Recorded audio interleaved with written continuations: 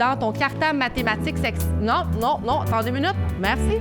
Samuel, j'ai pas donné le signal. Fait que pause.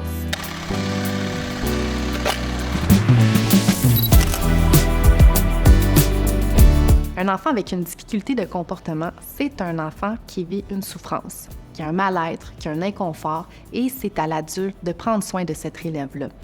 Et cette recherche vraiment demande du temps, puisque l'enfant, c'est vraiment un cri du cœur. Il n'a pas la maturité affective d'être capable de l'exprimer de façon adéquate, donc ça va ressortir en comportements qui sont inadéquats. C'est à l'adulte de l'accompagner et de prendre soin de lui et de découvrir aussi c'est quoi le besoin qui se cache derrière tout ça. Donc, aujourd'hui, je vous présente 3 astuces pour mieux comprendre ces élèves en difficulté de comportement.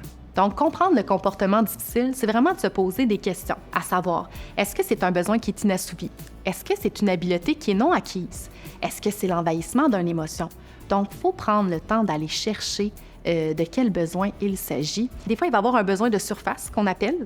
On va penser qu'on l'a réglé, mais finalement, ça cache un besoin qui est réel, qui est beaucoup plus profond. C'est une recherche, encore une fois, qui demande du temps. Quand vous allez intervenir auprès de ces élèves, c'est correct de prendre un temps de pause. Donc, oui, on peut nommer que le comportement est inadéquat.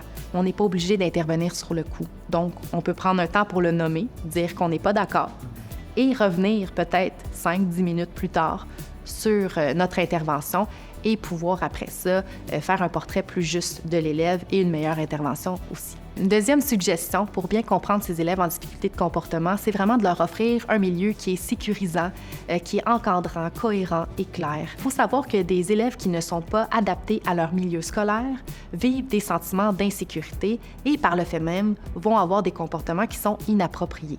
Donc, c'est important qu'ils se sentent bien à l'école, parce que si les règles ne sont pas appliquées de la même façon, ça va créer vraiment un décalage chez les élèves et notamment aussi de la confusion.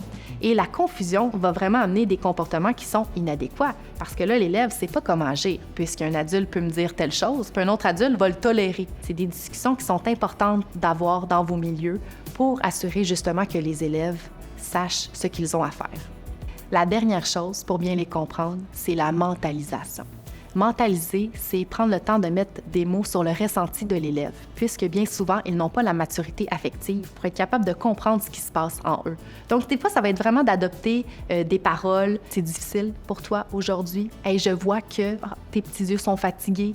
Donc, le fait de mentaliser et de reconnaître son besoin, de dire « Hey, moi, je te vois, je t'entends, je sais qu'il y a quelque chose en ce moment qui se passe. » En conclusion, vous devez savoir que personne n'est parfait.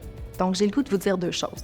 Vous avez le droit à l'erreur, mais vous avez surtout la capacité de réparer. Donc, la possibilité de revenir sur nos interventions, parce que c'est faux de penser que toutes nos interventions sont efficientes. Donc, quand on se rend compte qu'une intervention, ça se passe moins, c'est plus ou moins ça, bien, ce que je vous suggère fortement, c'est de revenir avec vos élèves et de leur dire « Ah, là, cette intervention-là ne faisait pas de sens. Je vais recadrer. » Et c'est faire preuve d'humilité. Et quand on fait preuve d'humilité auprès de nos élèves, bien, on gagne leur respect. Alors, ça vaut le coup de se montrer vulnérable avec nos élèves.